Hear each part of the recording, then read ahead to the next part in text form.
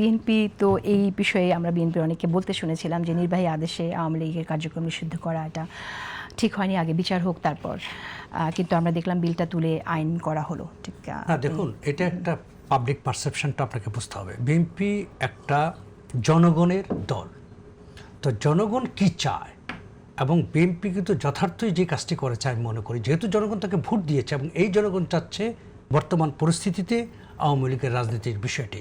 কিন্তু সবচেয়ে অবাক করা বিষয় হচ্ছে যেই বিরোধী দল মানে এক ধরনের বিরোধিতা করছে সব কিছুতেই, তারা কিন্তু এই বিষয়ে মানে অসম্ভবভাবে নীরবতা পালন করেছে। হ্যাঁ, এবং শুধু তাই নয়, তার মধ্যে একটু মনক্ষুণ্ণ হয়েছে। যেটি আমি একটু মাহবুবের কথাটা নিয়ে আসি, যে সেটা হচ্ছে যে এই যে সুশীল সমাজের যে বিষয়টি, যে আমাদের যেটা হচ্ছে যে বিএনপির জায়গায় আছে, কিন্তু আমরা দেখতে পাচ্ছি যে আমাদের সোশ্যাল সোসাইটি সে পুরনো রূপে ফিরছে।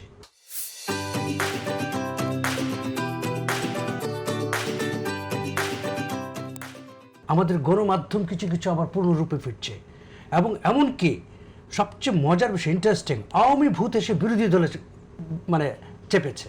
তো এই যে বিষয়গুলো সব কিছু মিলে আমার কাছে কেন জানি মনে হচ্ছে যে যেই 24টা যে কারণে হয়েছে এবং 24টা যে কারণে প্রয়োজন ছিল, সেই জায়গাটা থেকে আমরা দূরে সরে যাচ্ছি।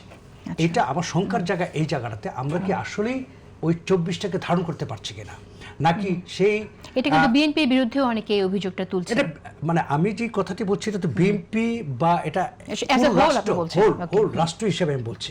কারণ কি দেখুন, 1971 সালে যুদ্ধ করেছে আপামর জনসাধারণ, কিন্তু এই মুক্তিযুদ্ধকে একটা দল কুক্ষিগত করেছিল। সেম আমরা দেখছি 24কে কুক্ষিগত করছে কিছু মানুষ। আর 24 তো আমিও করেছি, আপনিও করেছেন। 24 করে নাই কে? বাংলাদেশের, তাই না? যে যেখানে থাকুক না কেন, সবাই 24 করেছে। তো সুতরাং এই আন্দোলনের সাথে প্রত্যেকটা মানুষ না, আবার 24 বিরোধী পক্ষ ছিল, তারাও বাংলাদেশে। হ্যাঁ, সেটা ওই যে 1971 সালে রাজাকার ছিল, 24 বিরোধী দল ছিল, ফাইন, সবই মানি। এখন বিষয়টা হচ্ছে যে আমরা যেই জিনিসটা চাই সেটি হচ্ছে যে বাংলাদেশের যেই গণতান্ত্রিক ইচ্ছা, গণতান্ত্রিক আকাঙ্ক্ষা এবং মুক্ত পরিবেশ, গণতন্ত্র মানে সুষ্ঠু গণতন্ত্র, এবং পাশাপাশি হচ্ছে বাক স্বাধীনতা।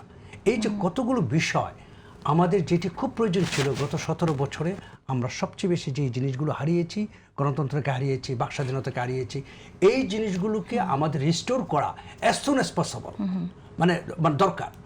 তো এই যে বিষয়গুলো, এইগুলোর কারণে কিন্তু এগুলো না করে দেখছি আমরা যে বিরোধিতার খাতিরে বিরোধিতা করা কিংবা এমন এমন কথা বলা। আমি সত্যি মাঝে মাঝে বিএনপির জন্য দুঃখ হয়। এই কারণে দুঃখ হয় যে বিএনপির সত্যি দুর্ভাগ্য যে বিএনপির বিরোধী দল পড়েছে জামাতের মতো একটি দল। সত্যি কথা, এটা বিএনপি কীভাবে অ্যাফোর্ড করবে আমি জানি না। তো এখন বাংলাদেশের বর্তমান যদি কম্পেয়ার করতে বলি বিরোধী দল হিসেবে, এখন তো মাত্র শুরু, এক মাসে কি আসলে এটা খুব কুইক জাজমেন্ট হয়ে যায় কিনা? না, আমরা এক মাস তো দেখছি। আমরা দেখেছি সংসদ সদস্য তার নারী সাংসদদেরকে নিয়ে তিনি তার কি বয়ানে, মানে কি বলে এগুলোকে, যে আপনার ওয়াজ মাহফিলের ভিতরে উনি যেই ধরনের বক্তব্য করেছেন তার লোকজন, মানে সাধারণ মানুষ, মানে তার সাংসদদেরকে নিয়ে, এগুলো তো খুব মানে মুখের ভাষা না।